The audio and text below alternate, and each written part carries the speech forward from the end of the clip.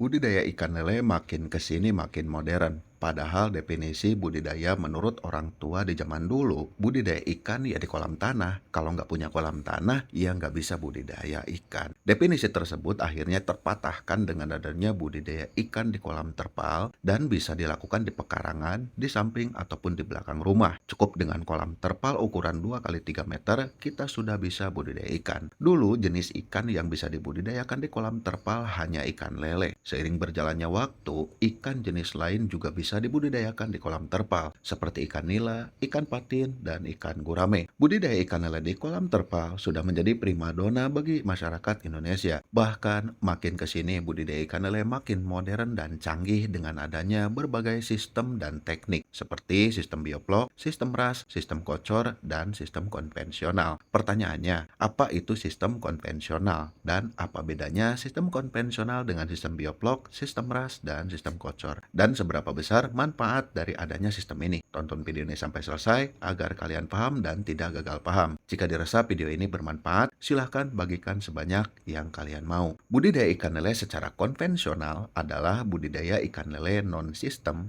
tanpa menggunakan sistem apapun. Tidak membuat vlog seperti pada sistem biovlog, tidak menggunakan mesin aerator untuk aerasi air kolam, dan juga tidak menggunakan mesin pompa air kecil serta instalasi pipa paralon untuk kocor air. Hanya kolam berisi air, selebihnya hanya memupuk air kolam dengan probiotik sebelum tebar bibit lele dan menjalankan SOP budidaya seperti melakukan pergantian air kolam dan melakukan penyortiran secara berkala. Cara konvensional relatif tidak terlalu banyak biaya pembelian peralatan dan faktor penunjang lainnya. Masalah jumlah tebar bibit lele, biasanya jumlahnya standar, yaitu 100-150 ekor per meter kubik. Bahkan, sebagian pembudidaya sudah bisa melakukan tebar padat tanpa menerapkan sistem apapun. Manfaat budidaya ikan lele dengan cara konvensional, yaitu tidak terlalu banyak biaya dan tidak begitu rumit untuk dipelajari. Bahkan, saya juga menyarankan kepada para pemula yang ingin belajar budidaya ikan lele untuk mengadopsi cara ini. Sementara budidaya ikan lele sistem bioflok, sistem ras, dan sistem kocor adalah budidaya yang menggunakan sistem untuk menunjang segala sesuatunya. Jika kalian bertanya kenapa harus ada sistem ini dan apa manfaatnya, sistem dalam budidaya itu ada untuk tujuan tertentu yang positif. Misalnya lahan tidak terlalu luas, jumlah kolam tidak banyak, tapi ingin menghasilkan panen yang maksimal dengan cara tebar padat. Diterapkanlah sistem bioflok atau sistem kocor. Atau sumber air yang kurang cukup, tapi ingin budidaya ikan lele dengan maksimal. Diterapkanlah sistem ras